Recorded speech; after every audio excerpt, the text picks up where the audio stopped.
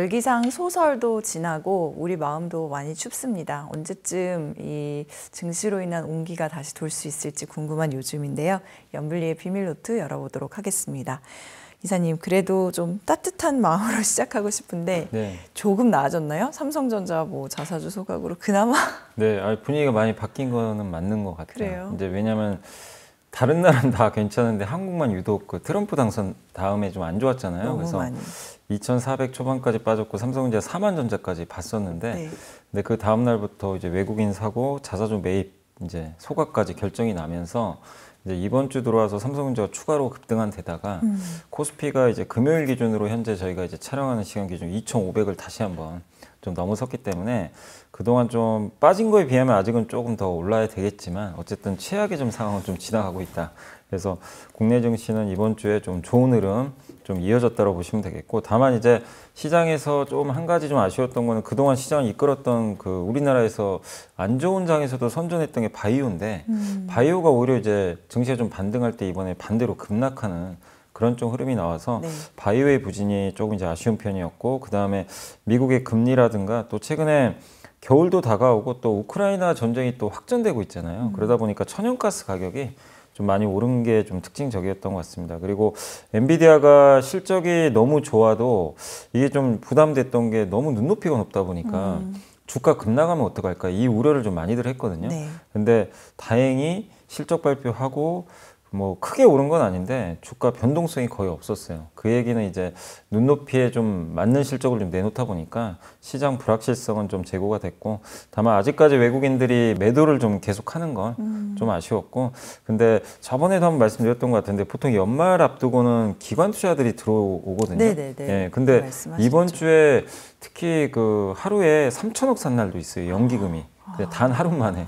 그 정도로 지금 기관들이 좀 적극적으로 매수가 들어와서 시장이 이제 수급이 좀 예전보다 확실히 좋아졌다. 그리고 변동성도 많이 좀 축소되면서 시장 분위기는 확실히 그 전주에 비해서는 확실히 이번 주는 좀 괜찮았다라고 말씀드리겠습니다. 네, 그나마 조금 나아지고 네. 있다. 최악의 상황은 지나가고 있는 것 같다는 말씀이 이렇게 위로가 될 줄은 몰랐습니다. 뭐 삼성전자도 그렇고 아까 바이오도 말씀하셨는데 그거는 이제 국내 쪽은 조금 내일 살펴보는 걸로 하고, 먼저 그 엔비디아 얘기부터 좀 해볼게요. 이게 실적 발표가 증시에 주는 영향은 그렇게 크지 않았던 것 같은데 이거는 그러면은 어떤 의미를 시사한다고 봐야 될까요?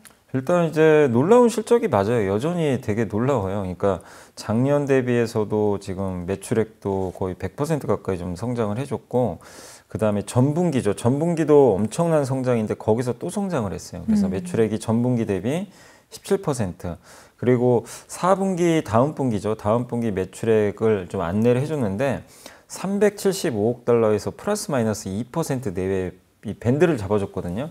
근데 시장 예상이 371억 달러니까 네. 뭐 거의 부합했다고 보시면 좋을 것 같아요. 그래서 시장이 눈높이가 그렇게 높은데도 그걸 충족한 건 상당히 좀 고무적이었고, 그 젠슨항이 뭐 언급을 했습니다. 여전히 엔비디아는 자기네 칩이죠. 호퍼와 블랙엘에 대한 수요가 엄청나다. 그래서 우리는 여전히 선두권에 있다. AI 인프라를 구축하기 위해서 기업들도 많이 요청을 하지만 국가에서도 우리의 솔루션을 많이 채택하고 있다. 네. 이런 좀 얘기를 해줬고, 그 다음에 이제 재무 담당자죠. CFO가 이 블랙엘이라고 이제 새로 나온 이제 반도체인데 이게 설계에 뭐 문제가 있어가지고 발열 이슈가 좀 있었어요. 그래서 이번 주에도 한번 이 이슈가 또 나왔거든요. 네. 그래서 또 이게 출하가 연기되고 그러는 거 아닌가 이렇게 좀 우려를 했었는데, 일단 CFO가 블랙엘 출하가 11월부터 시작을 한다고 언급을 해버렸습니다. 그래서 내년 내내 계속 증가할 것 같다. 그래서 블랙엘에 대한 좀 불확실성도 제거가 됐다. 그래서 시장은 이제 안도를 하면서 엔비디아 실적을 좀 바라봤고, 근데 이제 이미 주가가 많이 올랐기 때문에 시장 참가자들이 막 엔비디아 열광을 하지 않아요. 그러니까 과거에 보면 지난 분기, 지지난 분기에도 우리가 엔비디아 실적만 바라보고 있었잖아요. 어떻게 나오나. 근데 이번엔 확실히 이게 이제 너무나 좀 식상하다고 하는 표현이 좀 그럴지 모르지만 사람들이 이제 무덤덤해졌어요. 이 실적에 그냥 이 놀라운 실적에도 아 뭐 이 정도 나오겠지. 이제 그러다 보니까 그리고 확실히 지금 시장의 중심이 트럼프 2.0으로 바뀌다 보니까 엔비디아가 뭐 꼭 트럼프 2.0의 수혜는 아니잖아요. 뭐 그렇죠. 그렇다 피해도 아니지만 맞아요. 그냥 AI로 성장했기 때문에 그래서 시장 관심이 확실히 예전보다 많이 떨어져 있다. 그래서 주가 변동성도 거의 없었다. 그래도 시장에 좀 긍정적인 거 혹시라도 주가 빠질까봐 네. 급나가면 어떡할까 이런 좀 우려가 있었는데 그건 아니다. 그 부분을 해소를 해줬기 때문에 네. 증시에는 좀 긍정적으로 좀 작용했다고 보시면 되겠습니다. 네. 자, 그다음에 금리 얘기도 좀 해보겠습니다. 이게 이제 12월에 FOMC 앞두고 시중금리가 많이 오르고 있는 느낌을 네. 받는데 이게 이제 트럼프가 관세 정책을 펴게 되면은 당연히 그게 물가 상승으로 이어질 거다. 그래서 그거랑 연관됐다라는 분석들이 많은데 실제 연준 위원들의 생각은 어떨까요, 지금? 좀 다들 엇갈리는 것 같아요. 자기 성향에 맞게 얘기들을 하는데 일단 이제 트럼프가 만약에 관세를 부과하면 물가가 오를 수밖에 없겠죠. 그렇죠. 특히 어느 상품이 많이 오르냐면요. 중국 비중이 높은 상품들, 의류, 신발, 또 노트북, 스마트폰 같은 건 78%가 중국산이에요. 그다음에 뭐 게임기 같은 거 이런 것들도 80%가 높기 때문에 이런 제품들은 일단 만약에 관세 부과에 들어가게 되면 가격이 오를 수밖에 없는 그런 상황이기 때문에 그걸 이제 반영을 해서 이제 지금 금리가 지금 굉장히 좀 최근에 많이 올랐다라고 보시면 좋을 것 같고 그리고 이제 그런 이제 이유들 때문에 미셸 보우먼 이사 이분이 좀 굉장히 매파입니다. 금리 네. 인상에 좀 찬성하는 분이죠. 네. 이분은 여전히 금리 인하를 좀 반대하는 입장이에요. 그러니까 지금 인플레가 아직 여전히 높다. 또 연준은 신중해야 된다고 언급을 했고 12월에 금리 인하 지금 할 확률이 아직은 조금 높긴 한데 그럼에도 불구하고 반대표를 좀 던질 것 같은 그런 메시지를 전달을 했고요. 다만 이래 리사 쿡 이사 이분은 비둘기파인데 내년에 그래도 물가 떨어질 것 같다. 근데 이제 트럼프가 관세 부과하면 이게 틀릴 수도 있지만 이분은 일단 내년에 물가가 2.2까지 좀 안정화되면서 금리는 좀 계속해서 하향 안정화되지 않겠냐. 이렇게 언급을 해줬고 뉴욕 연방은행 총재인 존 윌리엄스도 인플레 압력은 아직은 크지 않은 것 같다. 그래서 아직 금리가 기준금리 자체가 지금 4.75니까 높잖아요. 그래서 제약적이기 때문에 금리를 낮추는 것이 적절하다. 이렇게 좀 언급을 해줬습니다.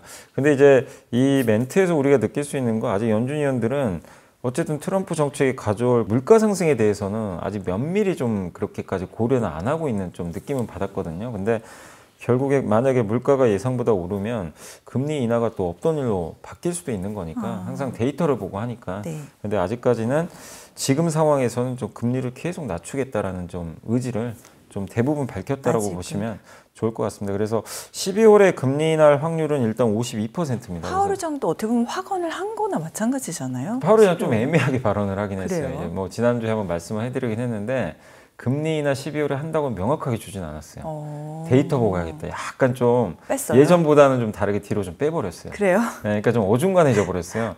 그래서 원래 금리 인하 확률이 80이었는데 50%대로 좀 떨어져 있어요. 12월에. 그래서 일단 지금 반반 확률이니까 뭐 어떻게 될지 모르지만 그래도 연준의 금리 인하 확률은 52지만 로이터에서 이코노미스트들 이제 경제학자들 대상으로 설문조사를 해봤더니 네.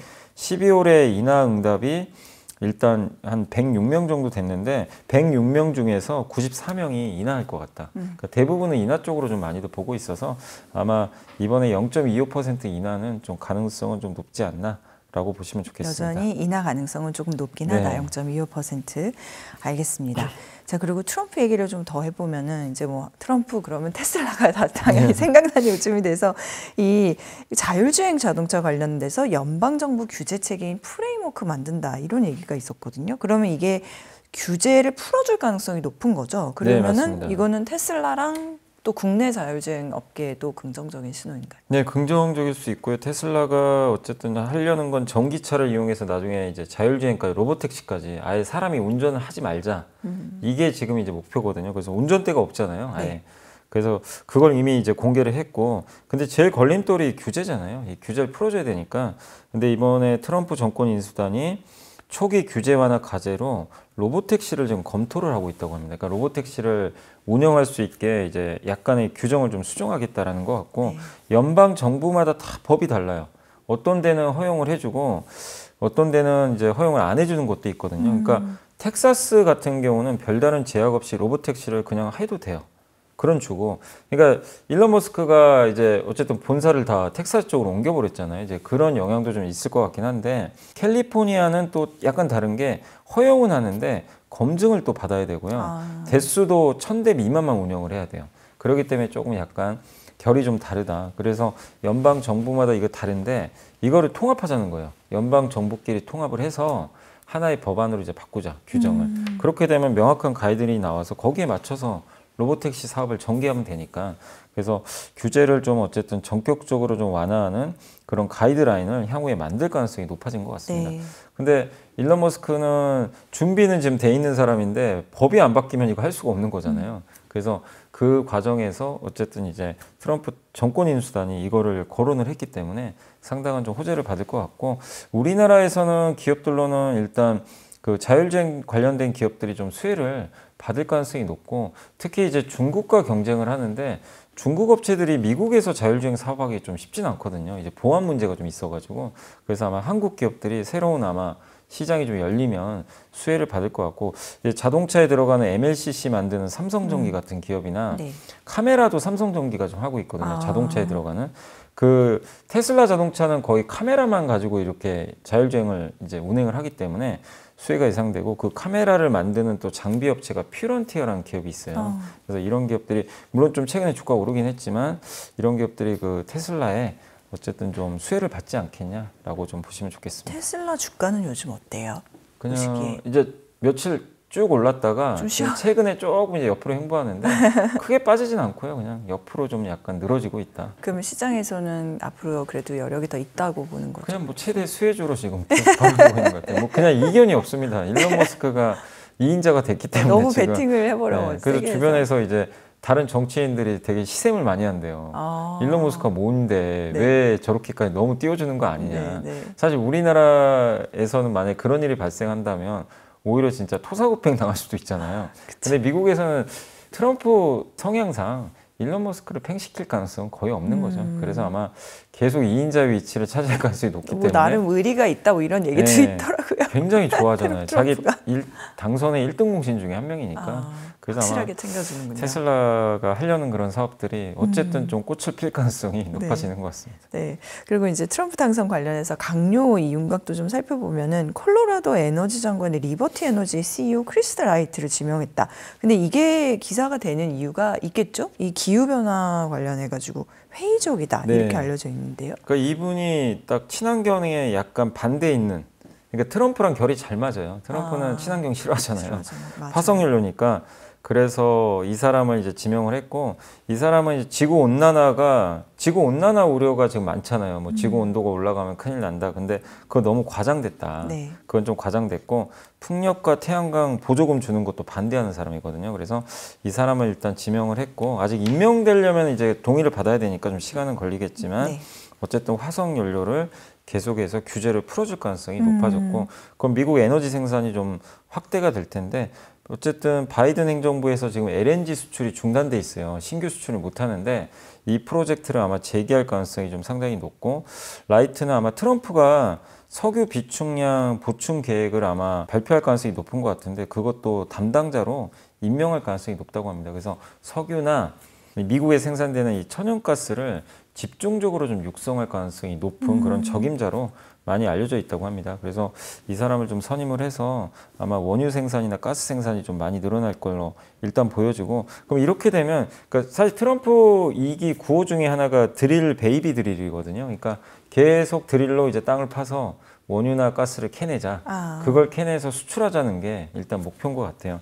그래서 그런 상황에서 수혜를 받는 기업이 미국에도 많이 있지만 한국에도 한국전력 같은 기업이 오히려 수혜를 받을 수가 있어요. 왜냐하면 LNG나 원유값이 떨어지면 그 발전 그 원재료가 좀 줄잖아요, 가격이. 그러면 한전한테는 수익성이 또 올라갈 수 있는 기회가 될 것 같고, 또 한국에서는 또 피팅하는 회사들이 있습니다. 이게 파이프 연결해주는 이런 회사들이 좀 수혜를 받을 수 있기 때문에 일단 리버티 에너지 장관 리버티 에너지의 크리스 라이트 지명한 건 트럼프가 지금 공약했던 그 사항을 그대로 밀고 나가겠다는 그런 정책을 발표한 거랑 똑같기 때문에 상당한 좀 의미가 있다라고 봐야 될 것 같습니다. 네, 연장선상에서 이 화석 에너지를 생산하는 방법 중에 심해 유전 개발 이것도 거론되고 있던데 최근 메이저 석유 업체들이 또 심해 유전 개발에 다시 집중하고 있다는 보도가 있어서 이거 관련해서는 뭐 국내에서도 좀 수혜를 볼 기업들이 있을까요? 국내 왜냐하면 이거 심해 유전 개발하려면 조선 업체들이 좀 필요해요.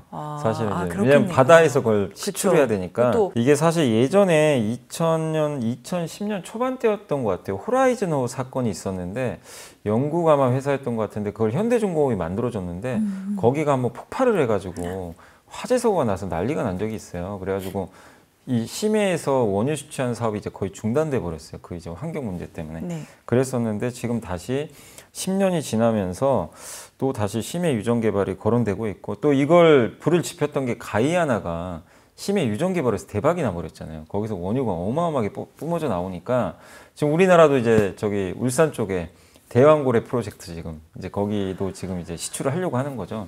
그러니까 심해 개발이 어쨌든 이게 되기만 하면 굉장한 돈을 벌 수 있는 산업이다 보니까 이쪽으로 좀 집중하려는 것 같고 그래서 이건 또 트럼프 입장에서도 괜찮아요. 어쨌든 트럼프는 원유값을 떨어뜨리고 싶어요. 많이 생산해서. 그러면 바다에서 생산하면 공급이 또 늡니다.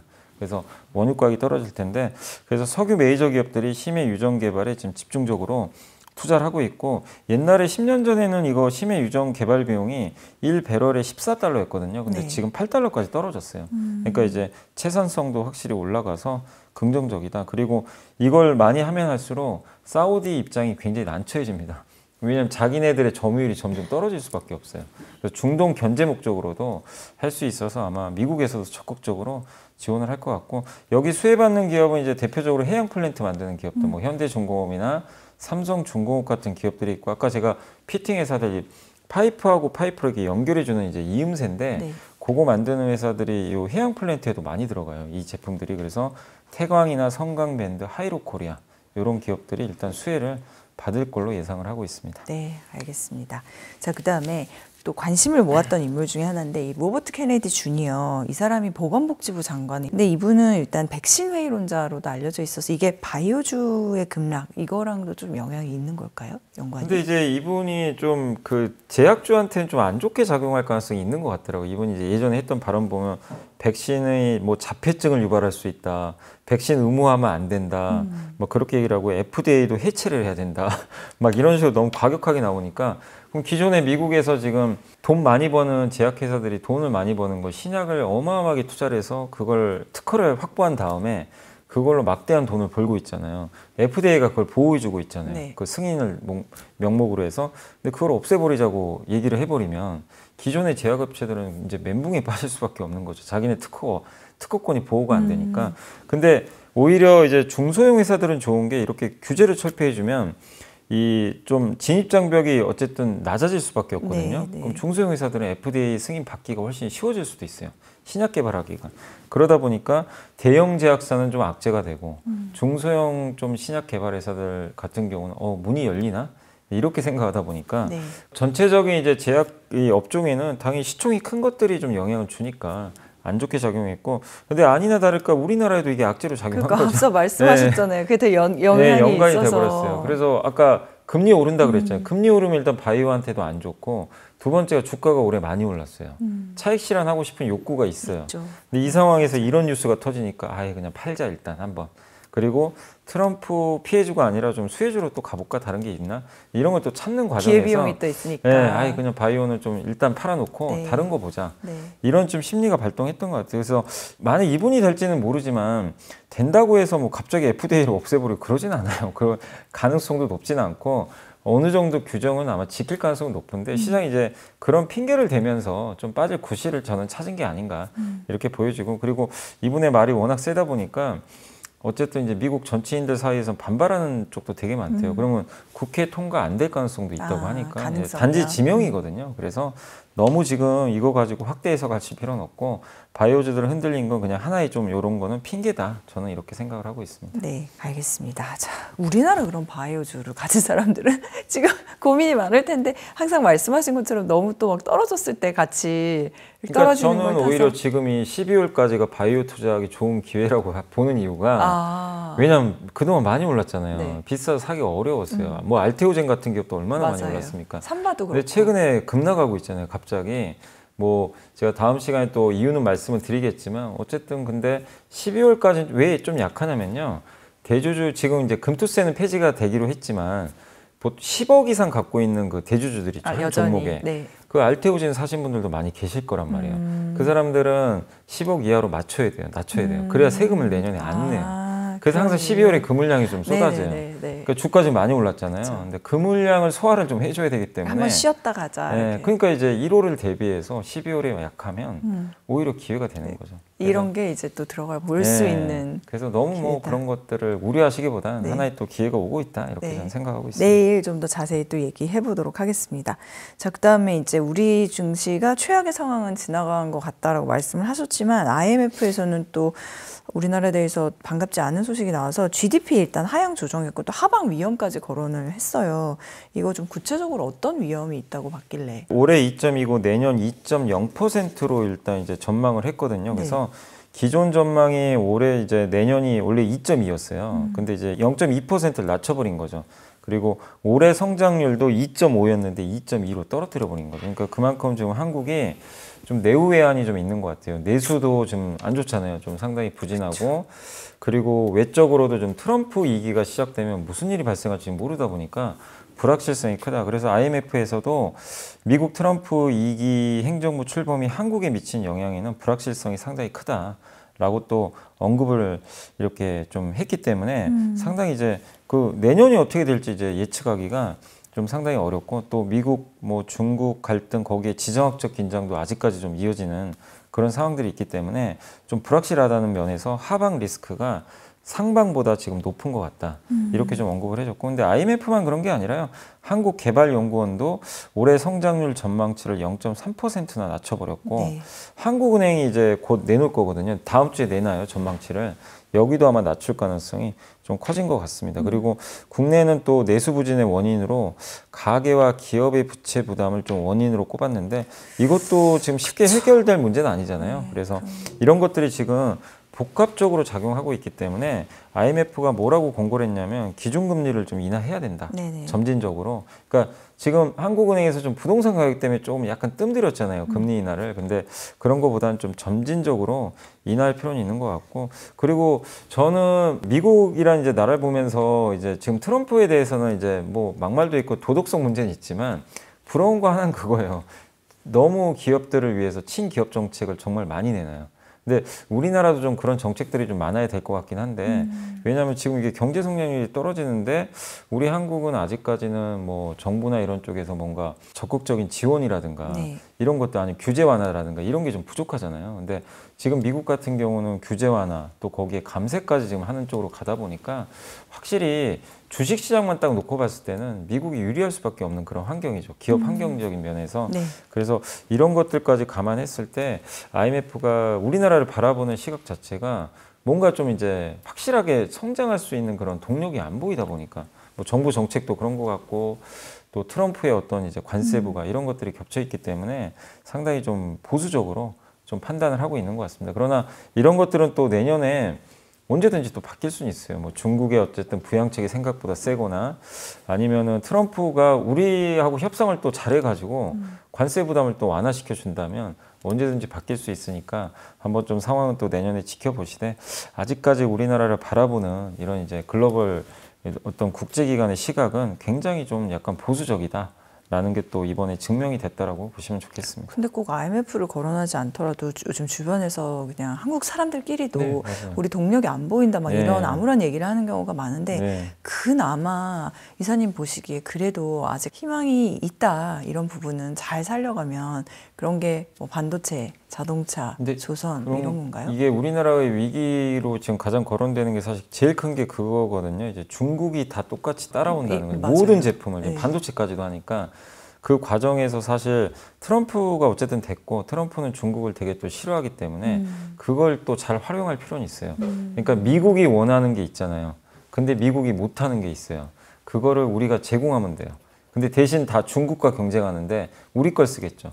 대표적인 게 당연히 반도체고 하이닉스가 만드는 HBM 메모리 반도체 또 조선도 마찬가지죠. 네. 뭐 군함이나 이런 거는 미국이 지금 잘 못하니까 중국은 엄청 잘하지만 중국이 납품하기는 불가능한 제품이죠. 배터리도 마찬가지예요. 지금 뭐 2차 전지 안 좋게 작용하고 있잖아요. 트럼프 되면서. 근데 지금 이번에 뭐 유럽의 노스볼트라는 회사가 파산했거든요. 이제 그 회사 그렇게 배터리 만들기가 쉬운 게 아니에요. 근데 전 세계에서 제일 잘 만드는 회사는 중국에 다 몰려 있는데 중국은 미국에 들어가기가 쉽지가 않아요. 근데 미국도 배터리가 안 필요하겠습니까? 자율주행차 운영하려면 다 전기차로 해야 되거든요. 결론은. 네. 그러니까 우리가 그거를 세계에서 중국 말고는 가장 잘하는 몇몇 제품들이 있어요. 바이오도 그렇잖아요. 제가 생물보안법 많이 설명해 드렸죠. 맞아요. 그것도 네. 중국이 잘하는데 중국이 미국에 규제를 제공할 하고 수가 있어요. 없어요. 그러니까. 이런 것들을 더, 그러니까 이런 산업들을 우리가 더 특화시켜서 정부가 적극적으로 더 지원을 해주고 미국과의 협상이 지렛대로 삼아주면 이 관세 이 위험에서도 약간의 또 그리고 이제 우리가 미국 에너지를 더 많이 사주면 되죠. 그냥 우리가 에너지 사주고. 여기서 중요한 건 기업도 각계로 잘하는 거, 개별 기업이 잘하는 네. 것도 중요하지만 정부의 역할이 정말 중요한 시점이에요. 그렇죠. 정부가 이런 것들을 잘 전략적으로. 미국의 그 가려운 거를 긁어주면 되거든요. 근데 더 바이든보다 수월할 수 있는 거는 진짜 트럼프는 그냥 진짜 비즈니스맨이에요. 1대1이에요. 나한테 뭐 주면 여기도 주는 거예요. 근데 항상 불만이 그거죠. 왜 너는 우리 거 가져갔는데 안 주냐 이거예요. 그러니까 그거에 대한 불만이 너무 커요. 그럼 주면 돼요. 이미 겪어봤잖아요. 네. 그래서 적절하게 협상만 잘 해준다면 협상. 너네 이런 거 그러니까 조선 군함 없다고 바로 전화한 거 보세요. 네. 우리 필요하다. 네. 그럼 우리가 도와주면 되는 거죠. 대신에 받아야지 뭐를. 그렇게 좀 협상을 하는 과제가 좀 그래서 윤석열 대통령이 뭐 그때 기사 보니까 뭐 벌써 골프 준비하고 있는 것 같은데. 네. 그런 얘기가 나왔죠. 근데 어쨌든 이제는 정말 외교력이 정말 중요할 때가 아닌가 이런 좀 생각이 듭니다. 네, 저희 방송을 뭐 정부 당국자 여러분뿐만이 아니라 외교 관계자 분들께서도 잘 보시고 전략을 면밀하게 세우는데 좀 참고를 해주셨으면 하는 바람입니다. 자, 그러면 이번 주 외국인, 기관 또 개인들 매수 종목과 상승한 업종 정리해 보겠습니다. 먼저 이번 주 외국인들이 많이 매수한 주식 10개 종목을 살펴보겠습니다.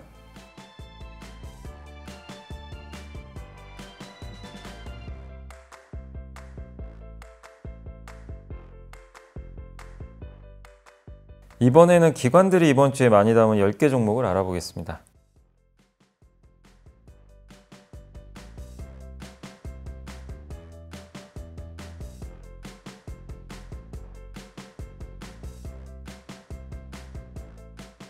이번에는 개인들이 이번 주에 가장 많이 산 주식 10개 종목을 살펴보겠습니다.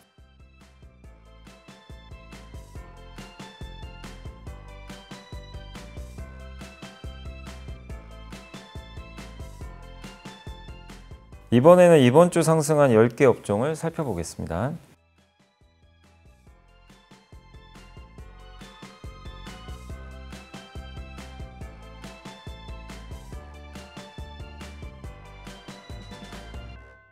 자, 상승한 업종들 가운데서 좋은 흐름이 좀 이어질 수 있다라고 보시는 분야는 어디인가요? 네, 이번 주에 좀 올라왔던 섹터는 아까 좀 잠깐 설명해드렸지만 피팅 업종이 좀 많이 오르긴 했어요. 네. 그래서 이 업종 다음 주까지도 조금 더 이어지지 않을까 이렇게 좀 보고 있고요.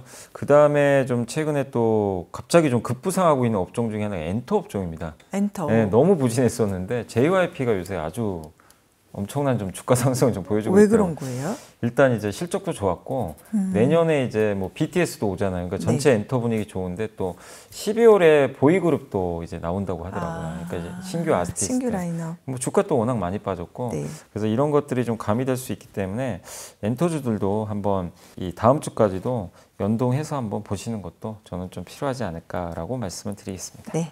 자, 그러면 이번 주 여미사님께서 선정해 주신 보고서 보고 토요일 순서 마무리할게요. 그 하나증권의 김승준 연구원님이 건설 사이클의 초입 비중 확대로 올립니다라는 보고서인데 사실 여기는 트럼프랑 크게 상관이 없는 업종 중에 하나죠. 건설 업종은.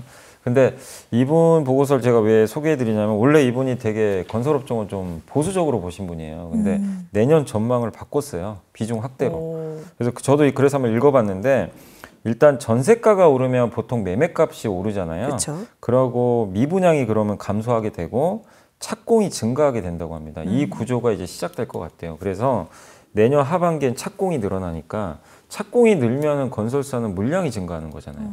왜냐면 아파트를 많이 지을 거니까. 그래서 이제부터 내년 하반기를 바라보고 좀 건설주 좀 관심 갖자.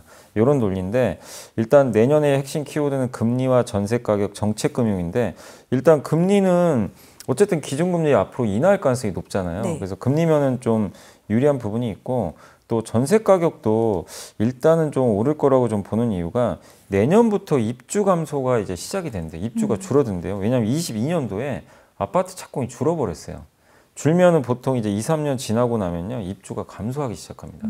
근데 왜 이 사이클이 반복되냐면 2008년하고 2010년 3년 동안 과거에 그 착공이 그때 좀 부진했었거든요. 네. 감소했는데 네. 무슨 일이 발생했냐면 2011년도에 입주가 실제 줄어버렸어요. 그리고 그 입주가 감소하면서 물론 이제 입주 감소 전에 전세가가 먼저 오르기 시작하거든요. 2010년부터 2012년 요 3년 동안 전세 가격이 올라 버렸습니다. 근데 그때는 심지어 금리 오를 때였어요. 금리 인상기에는 보통 전세값이나 아파트가 안 오른다고 생각들 하시잖아요. 그때는 금리가 오르는데도 입주가 줄면서 그냥 가격이 올라 버렸습니다. 그러면 당연히 다음에 어떻게 됐죠? 아파트 값이 올라 버렸죠. 예, 그런 구조가 나왔기 때문에 지금도 아마 25년부터 그런 사이클이 아마 전개될 가능성이 높다. 이렇게 좀 보고 있는 것 같습니다. 그리고 전세가와 매매가는 왜 같이 움직이냐면 결국 둘 중에 저렴한 걸 선택하기 때문이다. 그러니까 전세가 오르면 전세값이 비싸지니까 차라리 야 매매가 지금 더 싼 거 아니냐? 이렇게 옮겨가는 예, 그런 것들이 많다 보니까 같이 갈 수 있는 그런 그림이다. 이렇게 좀 보고 있는 것 같습니다. 그래서 내년에 어쨌든 이제 부동산 가격에 대해서는 좀 긍정적으로 좀 보고 있는 것 같고요. 그래서 일단 이렇게 되면 부동산 개발자들한테도 이게 이제 앞으로 미분양이 해소될 수 있는 그런 시그널이 나올 수 있기 때문에 착공 증가로 이어진다. 그리고 수도권은 내년 2분기부터 수요가 더 많아지는 초과 수요로 전환이 되고 네.